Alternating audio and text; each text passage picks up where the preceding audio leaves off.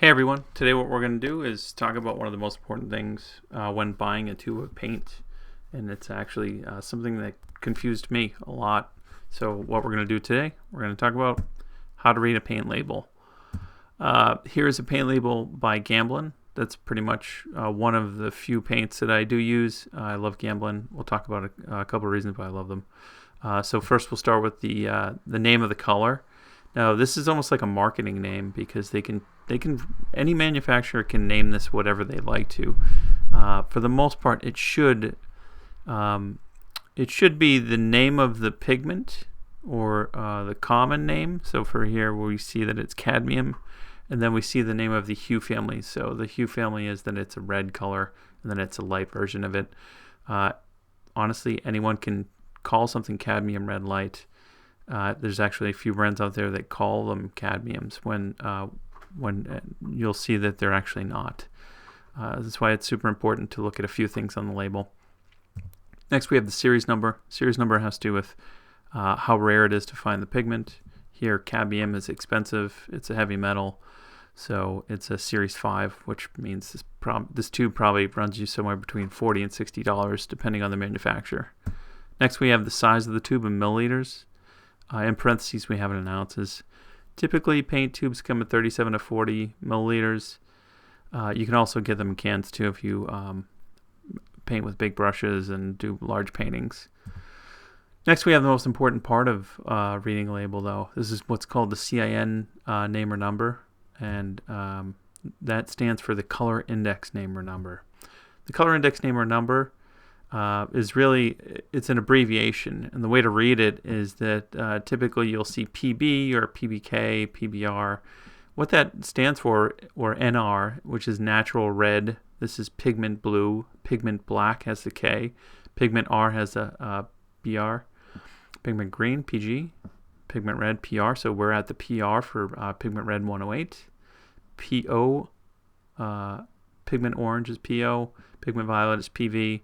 Pigment white is PW, and as you can see, pigment yellow is PY. It's super important because it actually is telling you what family the color is in.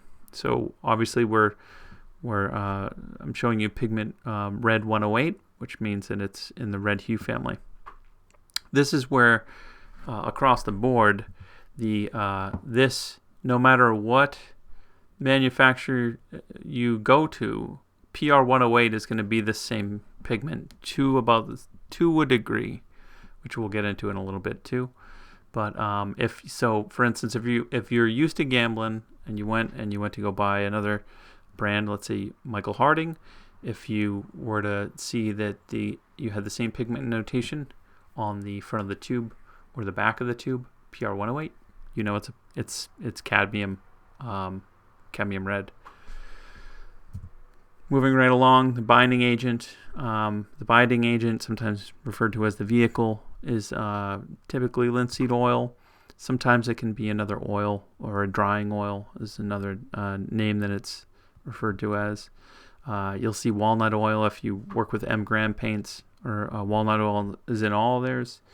A few manufacturers put safflower oil in too. I know Gamblin does. I believe in their titanium white. It's actually pretty common to put it in safflower oil in titanium white now because it's the least yellowing of all the oils. For the most part, I like to stick to linseed oil. It dries to the strongest paint film.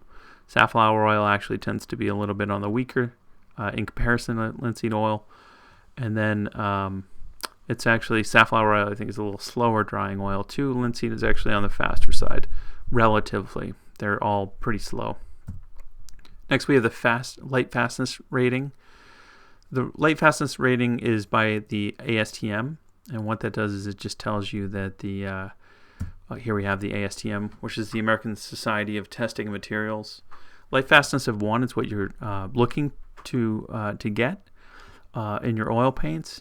That means that it's excellent light fastness, meaning that when ultraviolet rays or natural light hits it, the pigment won't fade over time. So light fastness 1 means it is not going to fade over time. Light fastness 2 is actually when it starts to become what's referred to as fugitive. And then light fastness 3, 4, and 5 are just, I wouldn't even buy a pigment that's anywhere there. That's actually referred to as a fugitive pigment. Fugitive pigments are a pigment that has an ASTM rating higher than 1, which means it is not the best under ultraviolet rays. They're subject to fading over time in direct sunlight. These include naphthol red and alizarin crimson.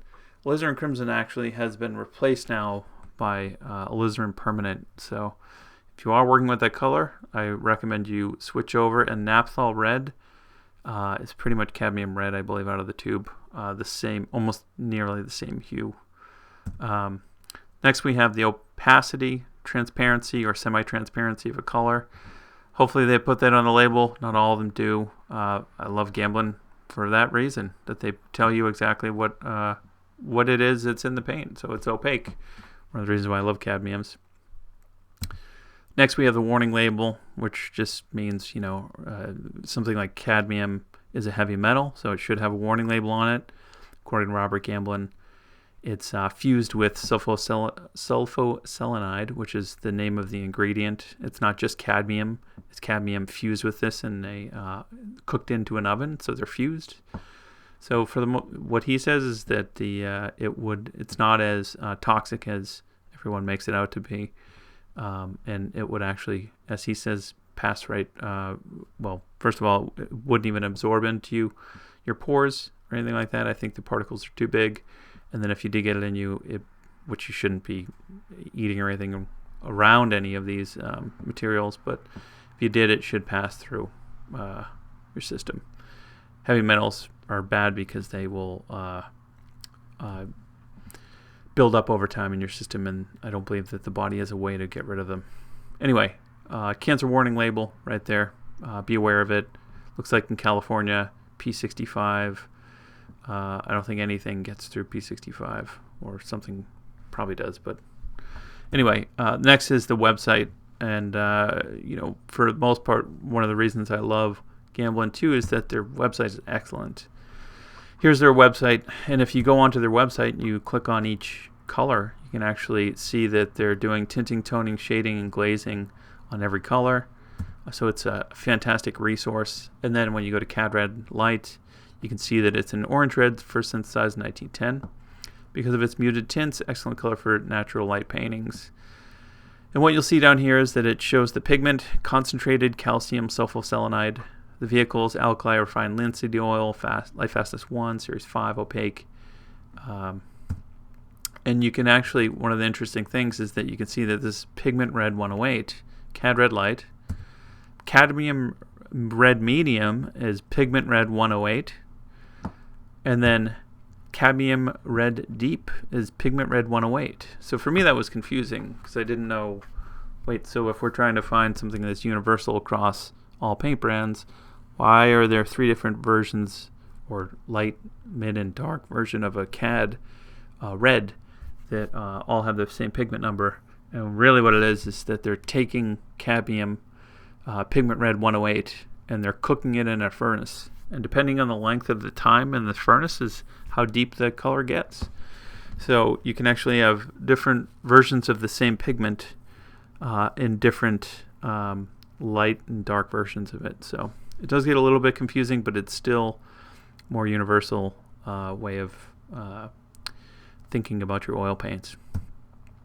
Here's one of the pigments that got me so confused. So transparent earth red is, as you can see here, pigment transparent Mars red, pigment red 101. And there was a brand that I had that had burnt sienna that was the same pigment notation as this. And I thought forever that burnt sienna was a transparent orangey color, but it's actually not. What happens with burnt sienna is just like burnt umber. There's raw umber, and then there's also raw sienna. Now, raw sienna is a natural iron oxide pulled out from soil or dirt, which has manganese in it. And then what they're doing is they're taking the raw version of this and they're cooking it in a furnace. And it goes from raw sienna to burnt sienna. And so you can see that it actually goes almost from like a yellow to a red or orange red. So it's actually shifting in hue as it gets cooked in a furnace, which is interesting. And that same thing happens with raw umber and burn umber too. So keep that in mind. Always interesting for me to find out how these things work. But again, you can see that there's glazing, tinting, toning, and shading on their website. Now here's the manufacturer that I used to work with. Well, I used to paint with these paints. I'm not going to name any names, but you can see that their burnt sienna is labeled as Pigment Red 101, and it's actually a brown. Now, PR suggested it's Pigment Red 101, so right off the bat, it's not a brown. Typically, this is a Mars color, so this is not true burnt sienna. Burnt sienna is a rich brown made by burning raw sienna, but they're not even doing it here. This is actually a synthetic version of it. So you have to rely on the CIN numbers that tells you more than what the marketing name is. In addition to working with Gamblin, I also love the paint, or using Gamblin, I also love the paints of Michael Harding as well. So you can see on the front here, they show you pretty much all the information that you need. They have a CIN number right on there too. So that's Pigment White 1, Lead Carbonate, Cremnitz White, and it tells you Series 3. It's ground linseed oil, 40 milliliters. So Michael Harding's is different from Gamblin's, and it's 3 milliliters more. And then in the back is the ASTM and the rating and opacity and stuff like that. They have a great website as well. I recommend perusing all these websites because I do believe good paint manufacturers spend a lot of time making sure that their products and their websites are equally as excellent. So when you click on there, you can see the titanium white number 1. You can see it's an inorganic pigment. It's very slow drying, excellent. You can see he has safflower oil. Oil content in his is very low content. It's opaque. As most people know, it's non-toxic. And then it conforms to ASTM standards. Here's the back of one of his pigment charts, which is, again, just fantastic amount of information here. You can see that each pigment, what is in each color. So we go to lemon yellow here. It's pigment yellow 31. It's slow drying, opaque. It's excellent light fastness, very low oil content, and tinting power is low. So you can see that it actually will give you all the information you need. I recommend every time I go to the paint store, I pick up one of these charts from somebody. I'm actually going to include them this week to download. This is one from Michael Harding, his PDF. And you can see it's just chock full of good information.